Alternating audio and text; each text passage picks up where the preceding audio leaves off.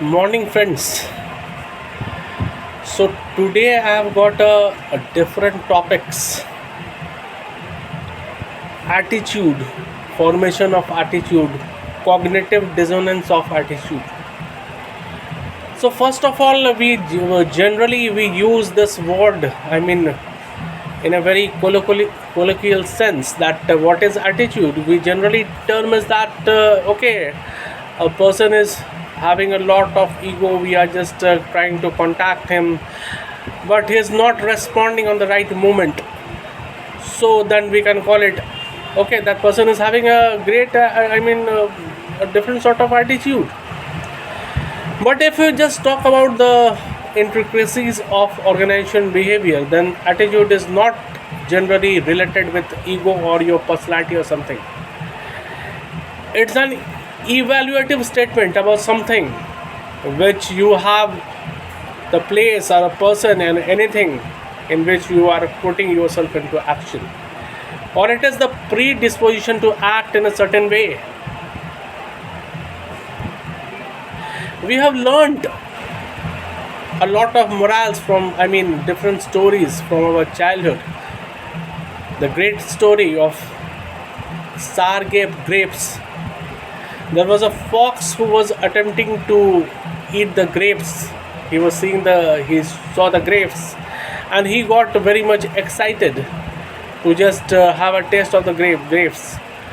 And what he did was he was trying to make some jumps. He was trying to reach the break by making and attempting the jumps, but unfortunately he could not succeed. And after this, quite a number of futile attempts, he just came up with a statement that grapes are sour. Now, what is this? Statement it tells you. If you just relate it with attitude, it is a phenomena called cognitive dissonance of attitude. Cognitive dissonance is a sort of discrepancy between two attitudes or between an attitude and a behavior.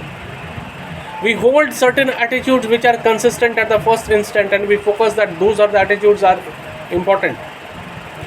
But due to some reasons, if those attitudes are changed, then it produces a sort of dissonance in that particular person.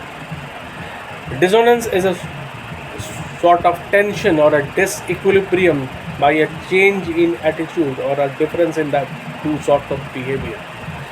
So this change can be a change in belief, a change in value, a change in the most important word, the change in attitude. So when our attitudes are inconsistent, we tend to form a different attitude, and in order to make the new attitude function, we just come up with another different set of arguments which is going to support the new attitude. This statement is known as cognitive dissonance of attitude. Let me come up with a much more practical example. Everybody we love to eat, don't we? But we still are very, very much diet conscious, very much health conscious. Suppose we have got a very strict regime of going to a gym and having our fitness. We exercise on a regular basis. But if we are having been invited to a sumptuous lunch by a group of friends, and just we are being subjected to a lot of delicious delicacies such as biryani, chicken and mutton and everything. So we are tempted, we are quite greedy to eat that particular food, but in the back of the mind, the fitness freak in me just stings you, just puts a restraint, puts a hold. But okay, this attitude you have formed from the beginning, okay, I won't go for any fatty foods, I won't go for any sort of any unhealthy foods, any junk foods. But still, the taste of that biryani, the smell of biryani, the look of that biryani, it tempts you. And suddenly you are attempted to change your attitude. And suddenly you want to be a part of this foodie friends, because there is a group of friends, so you want to join them. So ultimately what happens, you are trying to eat that particular biryani.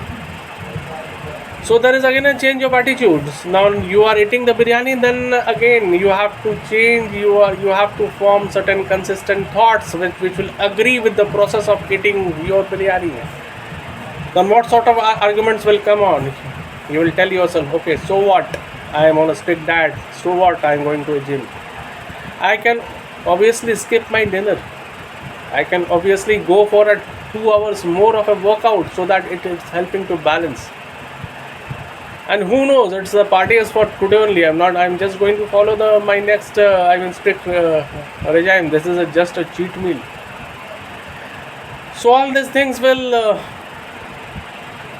help you to develop a new attitude, and this particular phenomenon is the biggest example of cognitive dissonance of attitude, in which we are tempted to change an attitude due to the inconsistencies that is prevailing in order to focus on your first attitudes, and you are forming a new sort of attitudes, because this creates a sort of disturbance, tension, and it's a human nature to just alleviate that particular tension through the formation of new attitudes.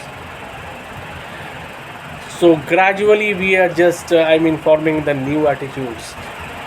Okay, let's quote another example. I hate liars. I hate the person who lie.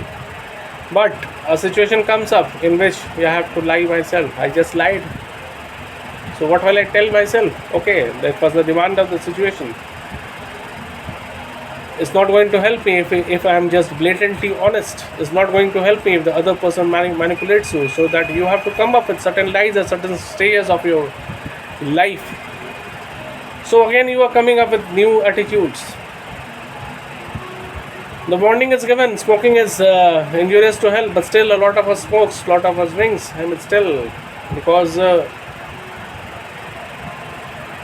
your attitude tells you, okay, it's going to alleviate your tension, it's going to relieve you of your tensions, and this sort of attitude helps you to smoke again.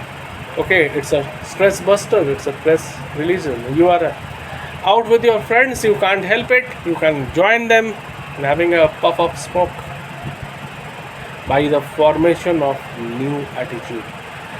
And how this phenomena of this, the very dangerous phenomena of the different phenomena of cognitive dissonance is formed. It is just due to this discrepancy between two attitudes or between a behavior and an attitude. Thank you. Let's meet again in the next class, sir. Thank you.